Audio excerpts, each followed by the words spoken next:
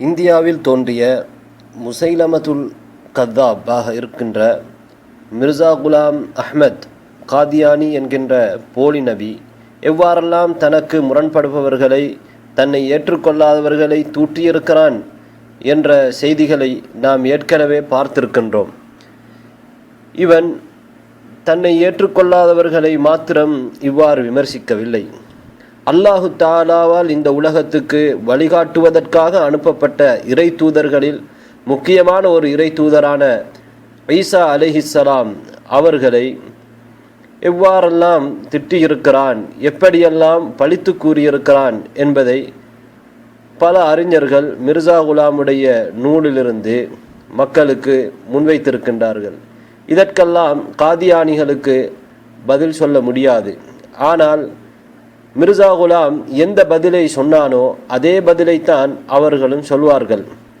அதாவது கிறிஸ்தவர்களுக்கு பதில் கொடுக்கும் பொழுது அவர்கள் நபிகள் நாயகம் ஸல்லல்லாஹு அலைஹி வஸல்லம் அவர்களை தூற்றுகின்ற பொழுது நாம் அதற்கு பதிலாக ஈசா அலைஹிஸ்ஸலாம் அவர்களை தூற்றுகின்றோம். இப்படி தூற்றினால் அவர்கள் நபி அவர்களை திட்டுவதை நிறுத்தி கொள்வார்கள். இதுதான் இவருடைய நியாயம். இந்த நியாயம் ஒரு கேவலமான ஒரு நியாயம் என்பதையும் நான் உங்களுக்கு பின்னால் தெளிவுபடுத்துகின்றேன். அது உங்களுக்கு நாம் தெளிவுபடுத்தாமலேயே இப்படி ஒரு நபியை தூற்றுவதற்கு இந்த மாதிரியான நியாயம் எந்த வகையிலும் ஏற்றுக்கொள்ள முடியாது என்பதை நீங்கள் அறிவீர்கள். இப்போது நாம் இந்த மிர்சா குலாம் என்கின்ற பொய் நபி எவ்வாறெல்லாம் ஈசா நபி அலைஹிஸ்ஸலாம் அவர்களை தூற்றியிருக்கிறான் என்பதை பாருங்கள். தமீமத்து அஞ்சாம், ஹாஷியத்து தமீமத்து அஞ்சாம் என்ற நூலிலே அவன் என்ன எழுதுகிறான் என்றால், ஏன் இந்த இஸ்ரவேலிய மடையன் இவ்வாறான கீழ்த்தரமான வார்த்தைகளை முன்னறிவிப்புக்கள் என்று சொன்னான். அதாவது இஸ்ரவேலிய மடையன் என்று ஈசா அலைஹிஸ்ஸலாம் அவர்களை திட்டுகிறான்.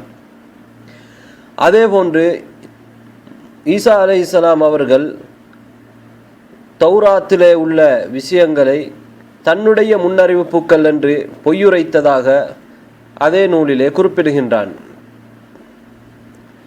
அதே போன்று சொல்கின்றான், உங்களை பற்றி, உங்களுடைய அற்புதங்களை பற்றி கிறிஸ்தவர்கள் நிறையவே எழுதியுள்ளார்கள். அதாவது ஈசா நபியை முன்னோக்கி உங்களுடைய அற்புதங்களை பற்றி கிறிஸ்தவர்கள் நிறையவே எழுதியிருக்கிறார்கள். ஆனால் யதார்த்தத்தில் உங்களிடமிருந்து எந்த அற்புதமும் நடக்கவில்லை. இப்படி சொல்கின்றான். அதே போன்று ஈசா அலைஹிஸ்ஸலாம் அவர்களுக்கு அல்லாஹு தாலா பறவைகளை செய்து அதிலே ஊதி அதனை அதுக்கு உண்மையான பறவையாக அதை மாற்றுவதற்கு உரிய அற்புதத்தை கொடுத்தான். அல்லாஹுடைய அனுமதியோடு ஈசா அலைஹிஸ்ஸலாம் அவர்கள் இதை செய்தார்கள். இந்த நம்பிக்கையை ஷிர்க் மோசமான தவறு என்றும், இது போன்ற விஷயங்கள் ஜிப்ரீல் அலைஹிஸ்ஸலாம் அவர்களுடைய அடையாளத்தினால் ஒரு கிணற்றிலே இருந்து மண்ணை எடுத்து அதனால் இது போன்ற ஒரு செயலை ஈசா அலைஹிஸ்ஸலாம் அவர்கள் செய்தார்கள், இது ஒரு விளையாட்டு, இது சாமிரியுடைய மண்ணை போன்றது, களியை போன்றது என்றெல்லாம் இந்த ஈசா அலைஹிஸ்ஸலாம் அவர்களுடைய அற்புதத்தை பழித்து கூறியிருக்கின்றான். ஆனால் இந்த மிர்சாவோ தன்னை பற்றி பேசுகின்ற பொழுது என்ன சொல்கிறான் என்றால், பராஹீன் அஹ்மதியா என்ற நூலிலே நான் ஒரு அந்தஸ்து கொடுக்கப்பட்டிருக்கிறேன், ஆகு என்றால் ஆகிவிடும் என்கின்ற அந்த அந்தஸ்தை கொடுக்கப்பட்டிருக்கிறேன். அல்லாஹு தாலா ஆகு என்றால் ஆகிவிடும், இந்த மாதிரி ஒரு அந்தஸ்து என தனக்கு தரப்பட்டிருப்பதாக சொல்கின்றான். ஈசா நபி அவர்களுக்கு கொடுத்த அற்புதத்தை விளையாட்டு என்றும் ஷிர்க் என்றும் இந்த மாதிரியான வார்த்தைகளால் வர்ணித்திருக்கின்றான். அதே போன்று இந்த ஈசா அலைஹிஸ்ஸலாம் அவர்களுடைய அற்புதம், இது போன்ற அற்புதங்கள் எல்லாம் பம்பாய், கல்கத்தா, ஐரோப்பா, அமெரிக்காவிலெல்லாம் செய்யப்படுகிறது, இது ஒரு வெறும் விளையாட்டு தான் என்றும் சொல்கின்றான். இதே போன்று மிர்சா குலாம் தன்னுடைய இசாலத்து அவ்ஹாம் அல் ஹஸாயினுர் ருஹானியா பாகம் 9 பக்கம் 292 என்ன சொல்கின்றான் என்றால், ஈசா அலைஹிஸ்ஸலாம் இது போன்ற பறவைகளிலே ஊதி விளையாட்டாக பறவைகளை செய்வது அற்புதம் கிடையாது. ஒரு கருவியிலே அழுத்துகின்ற பொழுது அல்லது இன்னொரு விளையாட்டிலே ஊதுகின்ற பொழுது அது பறவை போன்று ஆகிவிடுகிறது. அதற்கு பின்னால் அது பறக்கிறது, அல்லது பறப்பதை போன்று காட்சியளிக்கிறது, அல்லது நடப்பதை போன்று காட்சியளிக்கிறது. ஈசா அலைஹிஸ்ஸலாம் அவர்கள் தன்னுடைய தந்தை யூசுஃபோடு 22 வருடம் தச்சன் வேலை செய்தார், அதனால் அவர் இது போன்ற விஷயங்களை கற்றுக்கொண்டார் என்பது போன்ற ஒரு மோசமான கருத்தை சொல்கின்றான். ஈசா அலைஹிஸ்ஸலாம் அவர்கள் தந்தை இல்லாமல் பிறந்தார்கள். மரியம் அலைஹிஸ்ஸலாம் அவர்களுக்கு பிள்ளையாக பிறந்தார்கள். அல்லாஹு தாலா ஈசா அலைஹிஸ்ஸலாம் அல்லாஹு தாலாவுடைய வார்த்தையாக கட்டளையாக இருக்கின்றார்கள். ஆனால் கிறிஸ்தவர்களுக்கு பதில் சொல்கிறோம் என்ற பேரிலே இது மாதிரியான ஈசா அலைஹிஸ்ஸலாம் அவர்களை தாழ்த்தி பேசியிருப்பதை பார்க்கின்றீர்கள். இதேபோன்று பல இடங்களில் இவ்வாறான வார்த்தைகளை ஈசா அலைஹிஸ்ஸலாம் அவர்களுடைய அற்புதங்கள் விஷயத்திலே பயன்படுத்தி இருக்கின்றான். இல்யாஸ் அலைஹிஸ்ஸலாம் அவர்களை பின்பற்றித்தான் யசு அதாவது ஈசா அலைஹிஸ்ஸலாம் இந்த மாதிரியான வேலைகளை செய்தார் என்றும் அவனுடைய ஹஸாயினுர் ரூஹானியா அதே 9வது பாகம் 292வது பக்கத்திலே கூறுகின்றான். அதேபோன்று ஈசா அலைஹிஸ்ஸலாம் அவர்களுடைய முன்னறிவிப்புகளை பற்றி இது போன்ற ஒரு மோசமான முன்னறிவிப்புகள் இருக்கிறதா என்று கேட்கின்றான். இந்த முன்னறிவிப்புகள் எல்லாம் பூகம்பம் நடக்கும், சில பேர் மரணிப்பார்கள், யுத்தங்கள் நடைபெறும், பட்டினி ஏற்படும், இது போன்ற முன்னறிவிப்புகள் தான். இந்த மாதிரியாக மசீஹ் செய்த அதாவது ஈசா அலைஹிஸ்ஸலாம் செய்த பல முன்னறிவிப்புகள் நடக்காமல் இருந்திருக்கிறது. நடந்ததை விட நடக்காமல் இருந்த முன்னறிவிப்புகளே அதிகம் என்று ஹஸாயினுர் ரூஹானியா 3வது பாகம் 106வது பக்கத்திலே குறிப்பிடுகின்றான். அதேபோன்று ஹஸாயினுர் ரூஹானியா 3வது பாகம் 263வது பக்கத்திலே மசீஹுடைய அற்புதங்கள் எந்த ஒரு பெருமதியும் அற்றதாக இருந்தது, அது ஆச்சரியமானதாகவும் இருக்கவில்லை.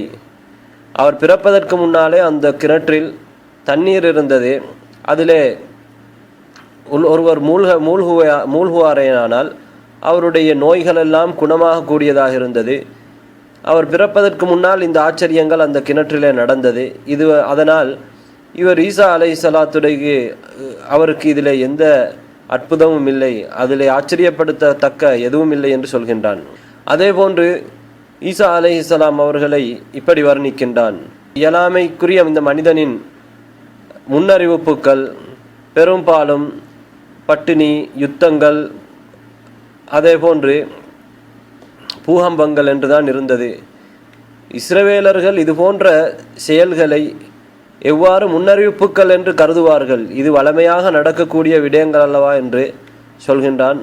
தமீமத்து அஞ்சாம் அல் ஹஸாயினுர் ரூஹானியா 11வது பாகம் 288வது பக்கம். அதேபோன்று யூஹன்னா அல் மஅமதான் என்பவர் அவரிடத்தில் ஈசா அலைஹிஸ்ஸலாம் அவர்கள் தௌபா செய்ததாகவும் அதனால் அந்த யூஹன்னாவுடைய மாணவர்களாக அல்லது அவரை பின்பற்றக்கூடியவராக ஈசா அலைஹிஸ்ஸலாம் மாறிவிட்டதாகவும் அதனால் யூஹன்னா ஈசா அலைஹிஸ்ஸலாம் அவர்களை விட தரத்தில் உயர்ந்தவராகவும் ஈசா அலைஹிஸ்ஸலாம் அவர்கள் யூஹன்னாவிடத்திலே பாவ மன்னிப்பு தேடினார், யூஹன்னா யாரிடத்திலும் பாவ மன்னிப்பு தேடவில்லை என்று தாஃபிஉல் பலா அல் ஹஸாயினுர் ரூஹானியா 18வது பாகம் 220வது பக்கத்திலே குறிப்பிடுகின்றான். அதேபோன்று மிர்சா குலாம் தன்னை பற்றி என்ன சொல்கிறான் என்றால், அல்லாஹு தாலா இந்த உம்மத்துக்கு வாக்களிக்கப்பட்ட மசீஹை அனுப்பியிருக்கிறான். அதாவது தன்னை சொல்கின்றான், இந்த மசீஹ் முதலாவது அதாவது ஈசா அலைஹிஸ்ஸலாம் அந்த முதலாவது மசீஹை விட எல்லா கண்ணியத்தை கொண்டும் உயர்ந்தவராக இருக்கின்றார். அதாவது ஈசா அலைஹிஸ்ஸலாத்தை விட தன்னை உயர்ந்தவன் என்று சொல்கின்றான். அதே போன்று என்ன சொல்கிறான் என்றால், என்னுடைய ஆத்மா எவன் கைவசம் இருக்கிறதோ அவன் மீது சத்தியமாக மரியமுடைய மகன் ஈசா என்னுடைய இடத்தில் இருந்தால் நான் செய்யக்கூடிய விஷயங்களை அவரால் செய்ய முடியாது. என்னுடைய கையினால் நடந்திருக்கக்கூடிய அத்தாட்சிகள் அவரினால் ஒருபோதும் அவருடைய கையினால் நடந்திருக்க முடியாது என்று ஹகீகத்துல் வஹி அல் ஹஸாயினுர் ரூஹானியா 22வது பாகம் 152வது பக்கத்திலே குறிப்பிடுகின்றான். அதேபோன்று ஈசா அலைஹிஸ்ஸலாம் அவர்களை பற்றி நசாராக்களிடத்திலே சொல்கின்ற பொழுது என்ன சொல்கிறான் என்றால், ஹஸாயினுர் ரூஹானியா 11வது பாகம் 291வது பக்கத்திலே யசு அவருடைய குடும்பம் அதாவது ஈசா அலைஹிஸ்ஸலாம் அவர்களுடைய குடும்பம் கண்ணியமான குடும்பமாக இருந்தது. பரிகாசிக்கின்றான், கண்ணியமான குடும்பமாக இருந்தது. அவருடைய தந்தை வழியாகவும் தாய் வழியாகவும் வரக்கூடிய மூன்று பாட்டிமார்கள் விபச்சாரிகளாகவும் மோசமான பெண்களாகவும் இருந்தார்கள். அந்த பெண்களுடைய இரத்தத்தினால் தான் ஈசா அலைஹிஸ்ஸலாம் அவர்களுடைய உடல் உருவாகி இருக்கிறது, உலகத்துக்கு வெளிப்பட்டிருக்கிறது என்று இப்படி திட்டுகின்றான். அதேபோன்று மரியம் அலைஹிஸ்ஸலாம் அவர்களை பற்றி சொல்கின்ற பொழுது மரியம் நீண்ட காலமாக திருமணம் முடிக்கவில்லை. ஆனால் அவர் கற்பம் தரித்தார். கற்பம் தரித்ததற்கு பிறகு சமூகத்திலே உள்ள முக்கியஸ்தர்களை அவரை நிர்பந்தித்த பொழுது அவர் திருமணம் முடிப்பதற்கு முடிவு செய்தார். இதனால் மக்கள் ஒருவருக்கொருவர் வாதித்து கொண்டனர். இவர் கர்ப்ப காலத்திலே எப்படி திருமணம் முடிக்க முடியும்? இது தௌராத்துடைய அறிவுரைகளுக்கு மாற்றமாக இருக்கிறது இல்லையா? மரியம் தன்னுடைய சத்தியத்தை எப்படி மீறுவார்? தான் திருமணம் முடிக்க மாட்டேன் என்ற சத்தியத்தை எப்படி மீறுவார்? இப்படியெல்லாம் மக்கள் வாக்குவாதம் செய்து கொண்டிருந்தார்கள். அதே போன்று யூசுஃபை எப்படி திருமணம் முடிப்பார்? அவருக்கு ஏற்கனவே ஒரு மனைவி இருக்கிறார் அல்லவா என்றெல்லாம் கேட்டுக்கொண்டார்கள். ஆனால் நான் சொல்கிறேன், மிர்சா குலாம் சொல்கிறான், ஆனாலும் நான் சொல்கிறேன், அந்த நிலைமை அப்படியான ஒரு நிலைமையாக இருந்தது, அந்த சூழலில் அப்படி செய்ய வேண்டி இருந்தது என்று இப்படியான ஒரு செய்தியை சொல்கின்றான். இவ்வாறெல்லாம் ஈசா நபி அலைஹிஸ்ஸலாம் அவர்களையும் அவர்களுடைய தாயாரையும் இழிவுபடுத்துகிறான் என்பதை பாருங்கள். சஃபீனத்து நூஹ் அல் ஹஸாயினுர் ருஹானியா 19வது பாகம் 18வது பக்கம். இதே மிர்சா குலாம் மரியம் அலைஹிஸ்ஸலாம் அவர்களை இவ்வாறு இழிவுபடுத்துகின்றான். மரியம் அலைஹிஸ்ஸலாம் அவர்கள் தன்னுடைய கணவனோடு, அதாவது தன்னுக்கு திருமணம் பேசி வைத்திருப்பவரோடு, நிச்சயிக்கப்பட்டு வைத்திருப்பவரோடு திருமண ஒப்பந்தம் நடப்பதற்கு முன்னாலே வெளியிலே சென்றது இஸ்ரவேலிய பழக்கத்துக்கு ஒரு ஆதாரமாக இருக்கிறது. இதனால் தான் முக்கியமான குடும்பங்களில் சில கோத்திரங்களிலே இவ்வாறு திருமணம் நிச்சயிக்கப்பட்டவர்களோடு வெளியிலே செல்வது வரையறையை மீறிவிட்டது. அதனால் திருமண ஒப்பந்தம் நடப்பதற்கு முன்னாலே கர்ப்பம் தரிக்க முடியும் என்ற நிலை உருவாகிவிட்டது என்று கிதாப் ஐயாமுஸ்ஸுல்ஹ் அல் ஹஸாயினுர் ருஹானியா 14வது பாகம் 300வது பக்கம். அதே போன்று என்ன சொல்கிறான் என்றால், மசீஹுக்கு, அதாவது ஈசா அலைஹிஸ்ஸலாம் அவர்களுக்கு 4 சகோதரர்களும் 2 சகோதரிகளும் இருந்தார்கள். அவர்கள் ஒவ்வொரு யதார்த்தமான சகோதரனாகவும் யதார்த்தமான சகோதரியாகவும் இருந்தார்கள். அதாவது யதார்த்தமான சகோதரி என்றால் மரியமுக்கும் யூசுஃபுக்கும் பிறந்தவர்கள். யூசுஃப் என்பவர் மரியமை திருமணம் முடித்ததாகவும் அவருக்கும் மரியம் அலைஹிஸ்ஸலாம் அவர்களுக்கும் இந்த பிள்ளைகள் பிறந்ததாகவும் இங்கே வாதிக்கின்றான். சஃபீனத்து நூஹ் அல் ஹஸாயினுர் ருஹானியா 19வது பாகம் 18வது பக்கம்.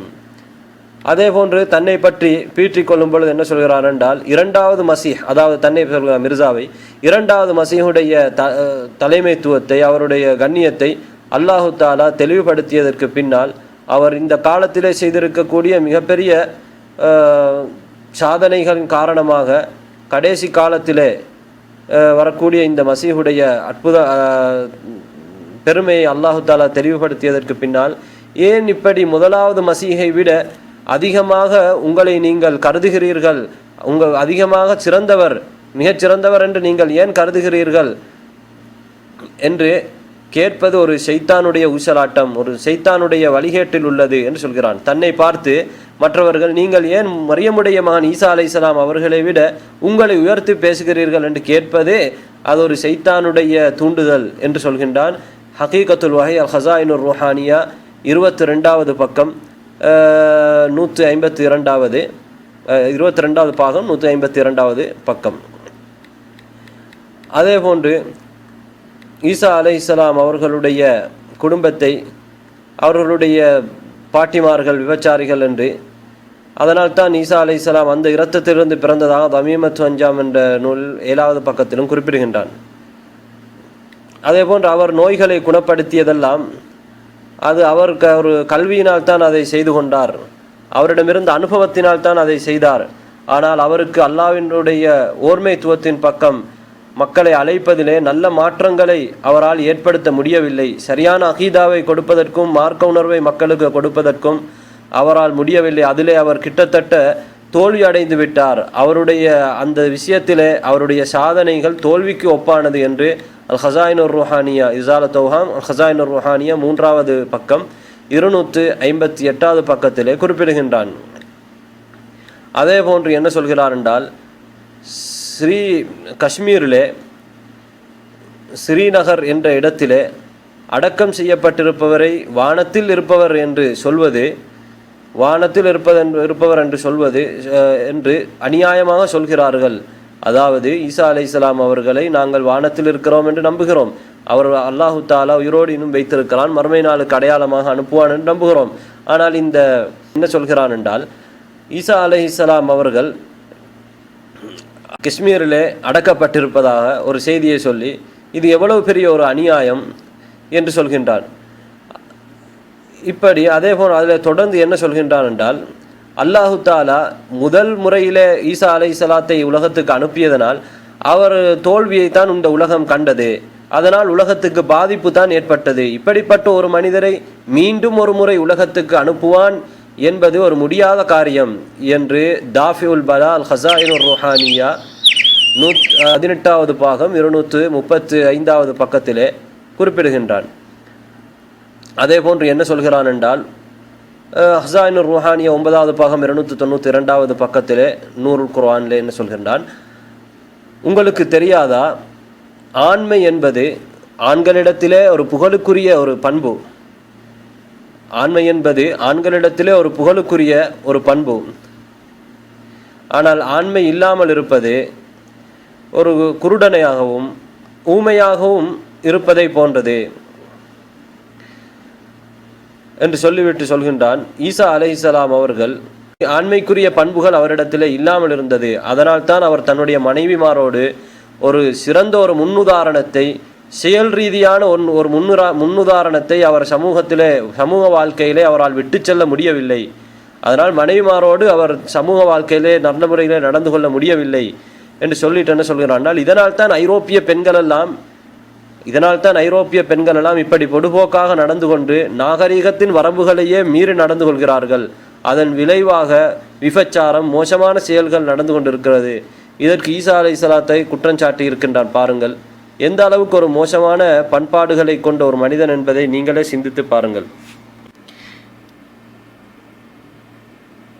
இதே போன்றுதான் ஈசா அலைஹிஸ்ஸலாம் அவர்களை மது அருந்தக்கூடியவர் என்று ஹஸாயினுல் ருஹானியா 10வது பாகம் 296வது பக்கத்திலும் குறிப்பிடுகின்றான் சாத் பாஷான். இதில் என்ன சொல்கிறான் என்றால், ஈசா அலைஹிஸ்ஸலாம் அவர்கள் சிலுவையில் அறையப்பட்ட பொழுது ஒரு தக்குவா உள்ள, அதாவது இரையச்சமுள்ள ஒரு மனிதனை போன்று அவரால் காட்சி அளிக்க முடியவில்லை. ஏனென்றால் மக்கள் அவர் மிகவும் விருப்பத்தோடு மதுபானம் அருந்தக்கூடியவர் என்பதை அறிந்து வைத்திருந்தார்கள். இப்படி ஒரு செய்தியை சொல்கின்றான். இது எந்த அளவுக்கு ஒரு மோசமான செய்தி என்பதை பாருங்கள். அதே போன்று இன்னொரு இடத்துல ஹஸாயின் ருஹானியா 19வது பாகம் 434வது பக்கத்தில் சஃபீனத்து நூஹ்ல என்ன சொல்கிறான் என்றால், என்னுடைய நண்பன் எனக்கு ஒரு உபதேசம் செய்தான். அபின்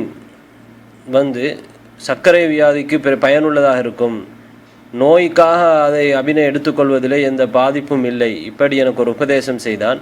நான் அவனுக்கு உன்னுடைய உயர்ந்த உபதேசத்துக்கு நன்றி என்று கூறிவிட்டு சொன்னேன், இப்படி நான் அபினை சாப்பிடுவதற்கு பழகிக்கொள்வேனே ஆனால் மக்கள் என்ன சொல்வார்கள் என்றால், முதலாவது மசீஹ் அதாவது ஈசா அலைஹிஸ்ஸலாம் அவர் மதுபானம் அருந்துபவராக இருந்தார், இரண்டாவது மசீஹ் போதைப் பொருளே மூழ்கி இருக்கின்றார் என்று சொல்வார்கள். அதனால் நான் அதை செய்யவில்லை என்ற மாதிரி இந்த செய்தியிலே சொல்லி காட்டுகின்றான். அதே போன்று சஃபீனத்து நூஹ் அல் ஹஸாயினுர் ருஹானியா 19வது பாகம் 71வது பக்கத்தில், அதாவது எல்லா ஐரோப்பாவிலே நடக்கக்கூடிய ஃபசாதுகளுக்கெல்லாம் மது தான் காரணமாக இருக்கிறது.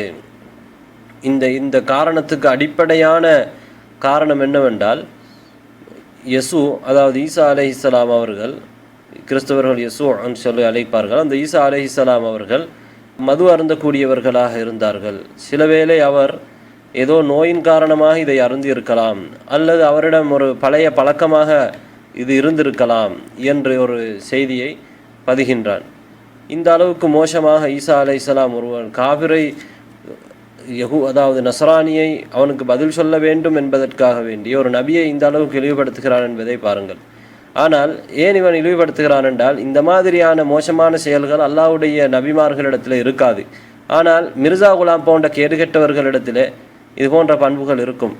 மிர்சா குலாமுடைய மகன் எழுதிய சீரத்துல் மஹ்தி என்ற நூலிலே 929வது அறிவிப்பில் என்ன சொல்கிறான் என்றால், அவனுடைய மகன் சொல்கின்றான், முஹம்மது இஸ்மாயில் என்ற வைத்தியர் எங்களுக்கு சொன்னார், மிர்சா குலாம் அபினுக்கு நல்ல பயன் இருக்கிறது, அதனால் நல்ல விளைவுகள் இருக்கிறது என்பதை உறுதிப்படுத்தினார். அவரே அபினினால் ஒரு மருந்தை செய்து அதை திரியா கிலாஹி இறை மருத்துவம் என்றும் அதற்கு பெயர் சொன்னார். அதிலே அவருடைய தோழர்களுக்கும் அதனால் அவர் கொடுத்து வந்தார் என்ற ஒரு செய்தியை பதிகின்றார். எனவே அபின் சாப்பிடுகின்ற வளமை மிர்சா குலாமில் இருந்திருக்கிறது. மருந்துக்காக சாப்பிட்டாரா எதற்காக சாப்பிட்டாராங்கிறது ரெண்டாவது விஷயம். இஸ்லாத்தை பொறுத்தவரையில் மருந்துக்காகவும் மதுவை சாப்பிடக்கூடாது என்கின்ற தடை வந்திருக்கிறது. அல்லாஹ் தாலா எதை ஹராமாக்கி இருக்கிறானோ அதிலே மருந்து இல்லை என்று இஸ்லாம் சொல்கிறது. ஆனால் பொய் நபி இது போன்ற விஷயங்களை அனுமதித்திருப்பதை நீங்கள் பார்க்கலாம். இதே போன்று ஈசா நபியோடு ஒரு பெண்ணை தொடர்புபடுத்தி மிகவும் மோசமான முறையில் விமர்சித்திருக்கிறான். இதை நான் சொல்ல வைக்கப்படுகிறேன். அதல்லாமல் நிறைய விஷயங்கள் அவனுடைய நூலில் ஈசா அலைஹிஸ்ஸலாம் அவர்களை இழிவுபடுத்துவதற்கு பயன்படுத்தி இருக்கின்றான் என்பதை எங்களுக்கு பார்க்கலாம். ஆனால் இவன் ஈசா அலைஹிஸ்ஸலாம் அவர்களை இழிவுபடுத்தக்கூடிய ஒரு பைபிளில் வரக்கூடிய ஒரு செய்தியை வைத்து மிகைப்படுத்தி இது போன்ற என்றால் பைபிள் என்பதே அதில் புனையப்பட்ட செய்திகள் நிறைய இருக்கிறது. அதை வைத்து கிறிஸ்தவர்கள் வாதிக்கும் பொழுது இது புனையப்பட்ட செய்தி என்று தெளிவுபடுத்துவதற்கு பாரமாக அதையே அப்படி வைத்து ஈசா அலைஹிஸ்ஸலாம் அவர்களை இழிவுபடுத்துவதற்கான முயற்சியை செய்திருக்கின்றான். ஆனால் இவன் எப்படி பெண்கள் விஷயத்தில் நடந்து கொண்டிருக்கிறான் என்பதை அதே சீரத்துல் மஹதி என்ற நூல், இந்த சீரத்துல் மஹதி என்கிற நூல் காதியானிகளால் உருது மொழியிலே அந்த நேரத்தில் வெளியிடப்பட்டது. ஆனால் இப்போது அவர்கள் அதை வெளியிடுகிறார்கள் இல்லை. அதை வெளியிடுகின்ற பொழுது அதில் பல விஷயங்களை மறுத்துத்தான் அவர்களால் வெளியிட முடியுமே தவிர அதே நூலை அவர்களால் என்ன செய்ய முடியாது, வெளியிட முடியாது. ஆனால் பழைய காதியானிகளிடத்தில் இந்த நூல் இருக்கிறது. பல ஆய்வாளர்களிடத்திலும் இந்த நூல் இருக்கிறது. அந்த நூலிலே அவன் என்ன சொல்கிறான் என்றால், காதியானியுடைய மகன் என்ன சொல்கிறான் என்றால், முகமது இஸ்மாயில் என்கின்ற அந்த வைத்தியர் உம்முல் மூமினின் சொன்னதாக சொல்கிறார். உம்முல் மூமினின் என்பது மிர்சா குலாமுடைய மனைவி. அவள் சொன்னதாக, அந்த மிர்சா குலாமுடைய மனைவி சொன்னதாக மிர்சா குலாமை தொட்டும் ஒரு செய்தியை அங்கே முகமது இஸ்மாயில் சொன்னதாக சீரத்துல் மஹதி என்ற நூலிலே பதியப்படுகிறது. என்ன சொல்கிறான் என்றால், பானு என்கின்ற ஒரு பெரிய வேலைக்காரி என்ன செய்கிறார் என்றால், ஒரு நாள் இரவு கடுமையாக குளிராக இருக்கின்ற பொழுது மிர்சா குலாமை மசாஜ் பண்ணுவதற்காக உட்கார்கின்றாள். அந்த நேரத்தில் அவள் வளமையாக அந்த ஆடைக்கு மேலால் தான், அதாவது படுக்கின்ற பொழுது போர்த்தக்கூடிய அந்த போர்வைக்கு மேலால் தான் மசாஜ் செய்கின்ற வளமை அவளிடத்தில் இருந்தது. அந்த நேரத்தில் அவள் மசாஜ் செய்தாள். ஆனால் அவள் கட்டிலைத்தான் என்ன செய்கிறாள், மிர்சா குலாமுடைய கால் என்று நினைத்து கட்டிலுடைய அந்த கம்பை, கட்டிலுடைய அந்த பலகையை மசாஜ் செய்து கொண்டிருந்தாள். அப்போது கொஞ்ச நேரத்துக்கு பிறகு மிர்சா குலாம் அவளை பார்த்து சொல்கின்றான், பானு, இன்றைக்கு நாள் மிகவும் கடுமையான குளிராக இருக்கிறது என்று சொல்கின்றான். அதற்கு அந்த வேலைக்கார பெண் என்ன சொல்கிறார் என்றால், ஓ, இது சரிதான், ஆனால் உங்களுடைய கால், அதனால்தான் உங்களுடைய கால் பலகை போன்று மிக கடுமையாக, உங்களுடைய கெண்டை கால் பலகை போன்று, அதாவது கம்பை போன்று மிக கடுமையாக இருக்கிறது, வன்மையாக இருக்கிறது என்று சொல்கின்றான். அதாவது இல்லை என்ன சொல்ல வருகிறார் என்றால், அந்த பெண், வேலைக்கார பெண் மிர்சா குலாமுடைய காலை மசாஜ் செய்வதற்கு பகரமாக கட்டிலுடைய பொல்லை மசாஜ் செய்வதாக ஒரு செய்தியை சொல்கின்றார். எனவே மிர்சா குலாம் இப்படி தன்னை வேலைக்காரிகளிடத்திலே சொல்லி மசாஜ் செய்கின்ற வளமை மிர்சா குலாம் இடத்தில் இருந்திருக்கிறது. அதனால் தான் ஈசா நபி அலைஹிஸ்ஸலாம் அவர்கள் மீது இந்த பழியை போட நினைக்கின்றான். அதே போன்று மிர்சா குலாம் அல் ஹசாயினுர் ரூஹானியா இத்மாமுல் ஹுஜ்ஜா 8வது பாகம் 308வது பக்கத்தில் வரக்கூடிய ஒரு செய்திதான், அதாவது ஈசா அலைஹிஸ்ஸலாம் குறிப்பிட்ட ஒரு கூட்டத்துக்கு தான் வந்தார்கள். அவர் வருகையினால் உலகம் எந்த பயனும் அடையவில்லை. அவர் வந்ததனால், அவருடைய நுபுவத்தினால் நன்மையை விட தீமைதான் அதிகமாக இருந்தது. பிரச்சினைகள், கஷ்டங்கள் எல்லாம் அவரின் வருகையினால் அதிகரித்தது என்ற ஒரு செய்தியை பதிவு செய்கின்றான்.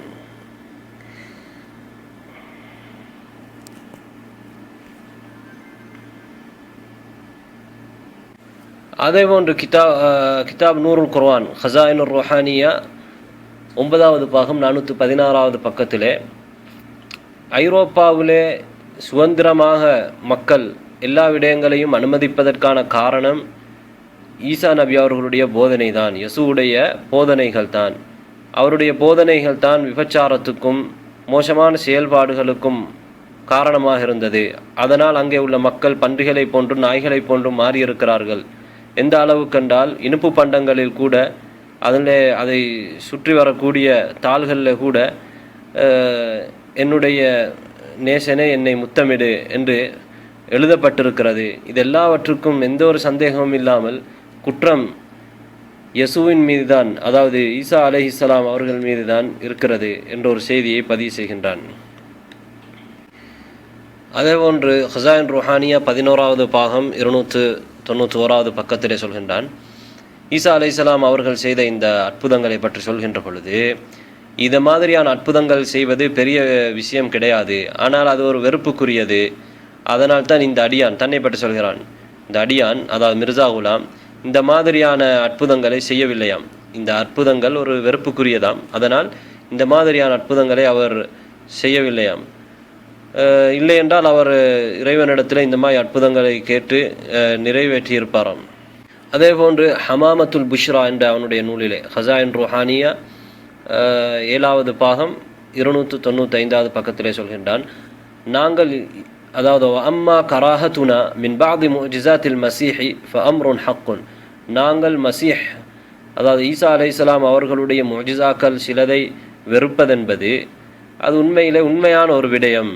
வகைஃப லா நக்ரஹ் உமூரன் லா தூஜது ஹில்லத்துஹா ஃபி ஷரீஅத்தினா என்று பேசிக்கொண்டு போகிறான். அதே மாதிரி சொல்கின்றான் அதே பக்கத்தில், வலாக்கின்னா நக்ரஹுஹா வலா நர்தா பிஹா, நாங்கள் அதை வெறுக்கின்றோம், அதை நாங்கள் பொருந்திக் கொள்ள மாட்டோம். ஈசா அலைஹிஸ்ஸலாத்துக்கு அல்லாஹ் கொடுத்த அற்புதங்களை நாங்கள் வெறுக்கின்றோம், பொருந்திக் கொள்ள மாட்டோம் என்று சொல்கின்றான்.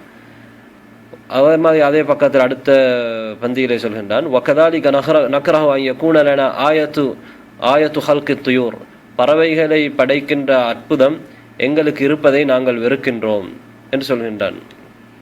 அதே போன்று இஜாஸ் அஹ்மதி என்ற நூலிலே ஹஸாயின் ருஹானியா 19வது பாகம் 121வது பக்கத்திலே சொல்கின்றான், கவலைக்குரிய விஷயம் என்னவென்றால் மசீஹுடைய அதாவது ஈசா அலைஹிஸ்ஸலாம் அவர்களுடைய 3 அற்புதங்கள் நிறைவேறவில்லை. அதற்காக நாங்கள் மன ஆறுதல் சொல்வதற்கு எங்களுக்கு முடியாமல் போய்விட்டது என்று சொல்கின்றான். அதே போன்று அவனுடைய அல் மசீஹுன் நாசிரி ஃபில் ஹிந்த் என்ற நூலில் 68வது பக்கத்தில் என்ன சொல்கிறான் என்றால், ஈசா அலைஹிஸ்ஸலாம் அவர்கள் நபித்துவத்துக்கு முன்னால் அவர் எந்த ஒரு மரியாதையும் அவர்களுக்கு இருக்கவில்லை, அவருக்கு எந்த ஒரு சிறப்பும் இருக்கவில்லை என்று சொல்லிவிட்டு சொல்கின்றான். அவருடைய நுபுவத்துடைய காலம் 3.5 ஆண்டுகளை விட அதிகமாக இருக்கவில்லை, தாண்டவில்லை. அதாவது அல்லாஹு தாலா அவரை சிறிய வயதிலேயே தான் நபி என்று தாயுடைய மடியில் இருக்கும் பொழுது பேச வைத்தான். ஆனால் இவர் என்ன சொல்கிறார் என்றால் 3.5 ஆண்டுகளை விட அவருடைய நபித்துவம் இருக்கவில்லை. தனக்கு எப்படி நபித்துவத்தை வாதிப்பதற்கு முன்னால் மிர்சா குலாம் என்ற பொய்யனுக்கு எந்த ஒரு மகத்துவமும் இருக்கவில்லையோ, எந்த ஒரு மரியாதையும் இருக்கவில்லையோ, அதுபோன்று ஈசா நபி அவர்களை வர்ணிப்பதை பார்க்கிறீர்கள்.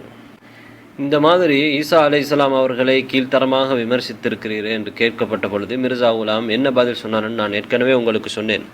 அதாவது நபிகள் நாயகம் ஸல்லல்லாஹு அலைஹி வஸல்லம் அவர்களை கிறிஸ்தவர்கள் திட்டுகிறார்கள், அதனால் அவர்கள் திட்டுவதை நிறுத்த வேண்டுமென்றால் இவ்வாறு நாம் ஈசா அலைஹிஸ்ஸலாம் அவர்களை திட்டினால்தான் அவர்கள் நபி அவர்களை திட்டமாட்டார்கள். இது ஒரு நியாயமற்ற ஒரு காரணம் என்பதை அதை உங்களுக்கு நான் சொல்லும் பொழுதே உங்களுக்கு புரியும். எந்த ஒரு உண்மையான நபியும் இன்னொரு நபிக்கு ஏசுவதோ அல்லது கீழ்த்தரமாக பேசுவதோ அவரை மரியாதை இல்லாமல் நடத்துவதோ இது போன்ற செயல்பாடுகளிலே ஈடுபட மாட்டார்கள். உண்மையான நபியுடைய ஒரு இலக்கணம் அது. நபிகள் நாயகம் ஸல்லல்லாஹு அலைஹி வஸல்லம் அவர்கள் நபிமார்களெல்லாம் சிறந்தவர்கள், இறுதியானவர்கள். அப்படி இருந்தும் கூட மனிதர்களுக்கெல்லாம் தலைவர், எந்த ஒரு நபியையும் அவர்கள் இழிவுபடுத்தவில்லை. எந்த அளவுக்கு என்றால், ஒரு சம்பவத்தை நான் கூறுகின்றேன். மதீனாவிலே நபி அவர்கள் இருக்கின்ற பொழுது ஒரு யகூதி சத்தியம் செய்கின்றான், வல்லதிஸ்தஃபா மூசா அலல் பஷர், வல்லதிஸ்தஃபா மூசா அலல் பஷர், மூசா அலைஹிஸ்ஸலாம் அவர்களை மனிதர்களை விட தேர்வு செய்த அல்லாஹ்வின் மீது சத்தியமாக என்று சத்தியம் செய்கின்றான். இந்த நேரத்திலே ஒரு நபித்தோழருக்கு கோபம் வருகிறது. என்ன சொல்கின்றான், மோசமானவனே, முஹம்மது ஸல்லல்லாஹு அலைஹி வஸல்லம் அவர்களை விடவுமா என்று சொல்லி கோபப்பட்டு அவருடைய முகத்திலே ஒரு அறைந்து விடுகின்றார். அப்போது இந்த யகூதி நபி அவர்களிடத்திலே வந்து ஒரு முறைப்பாடு செய்கின்றார். அப்படி செய்த பொழுது நபி ஸல்லல்லாஹு அலைஹி வஸல்லம் அவர்கள் விசாரிக்கின்றார்கள், விசாரித்த பொழுது நபி அவர்கள் என்ன சொன்னால் தெரியுமா? மூசாவை நீங்கள் திட்டுங்கள், அப்படி திட்டினால்தான் யூதர்கள் என்னை மதிப்பார்கள். இப்படியெல்லாம் நபி ஸல்லல்லாஹு அலைஹி வஸல்லம் அவர்கள் முஸ்லீம்களுக்கு போதனை செய்யவில்லை. என்ன சொன்னார்கள் என்றால், லா துஹையிரூனி பைனல் அம்பியா, நபிமார்களுக்கிடையிலே என்னை நீங்கள் இப்படி உயர்த்தி பேசாதீர்கள். வலா துஃபத்திலு பைன் அம்பியா இல்லா, நபிமார்களுக்கிடையிலே பாகுபாடு காட்டாதீர்கள். வலா துஹையிரூனி அலா மூசா, பல வசனங்கள் வந்திருக்கிறது. மூசாவை விட என்னை இப்படி நீங்கள் உயர்த்தி பேசாதீர்கள். அதே போன்று இன்னொரு செய்தி சொல்கிறார்கள், இதோடு சம்பந்தப்பட்ட செய்தி ஒன்றிலே, லாயம்பகையில் யாப்தின் யகூலான ஹைரும் மின் யூனுஸ் இப்னு மத்தா, எந்த ஒரு அடியானும் நான் யூனுஸ் இப்னு மத்தாவை விட சிறந்தவனாக இருக்கின்றேன் என்று சொல்வது கூடாது என்றெல்லாம் நபி ஸல்லல்லாஹு அலைஹி வஸல்லம் அவர்கள் உபதேசம் செய்கின்றார்கள். ஏன் இப்படி சொல்கின்றார்கள் என்றால், நபிகள் நாயகம் ஸல்லல்லாஹு அலைஹி வஸல்லம் அவர்கள் தான் எல்லா நபிமார்களிலும் சிறந்தவர்கள் என்பதில் யாருக்கும் சந்தேகம் கிடையாது. என்றாலும் ஒரு போட்டிக்காக, ஒரு பிரச்சினை வருகின்ற இடத்திலே இவர் அவரை திட்ட, அவர் இவரை திட்ட, நபிமார்களுக்கு இடையிலே ஒரு போட்டியை உருவாக்குகின்ற ஒரு நிலை என்ன செய்யக்கூடாது, உருவாகக்கூடாது. அதனால் ஒரு பிடிவாதங்கள், ஒருவரை ஒருவர் ஒரு நபிமார்கள் இழிவுபடுத்தக்கூடிய ஒரு நிலை வரக்கூடாது என்பதை நபி ஸல்லல்லாஹு அலைஹி வஸல்லம் அவர்கள் இந்த செய்தியிலே தடுக்கின்றார்கள். இது ஒரு சஹீஹான செய்தி. புகாரி, முஸ்லிம் போன்ற கிரந்தங்களிலே இந்த செய்திகள் பதியப்பட்டிருக்கின்றது. எனவே மிர்சா குலாம் இந்த மாதிரி இஸ்லாத்தின் போதனைகளுக்கு மாற்றமாக நடந்தது. அவன் நபி இல்லை என்பதற்கான ஒரு ஆதாரமே தவிர, அவன் நபி என்பதற்கான எந்த ஒரு ஆதாரமும் காதியானிகளிடத்தில் இல்லை என்பதையும் நாங்கள் தெளிவாக புரிந்து கொள்ள வேண்டும்.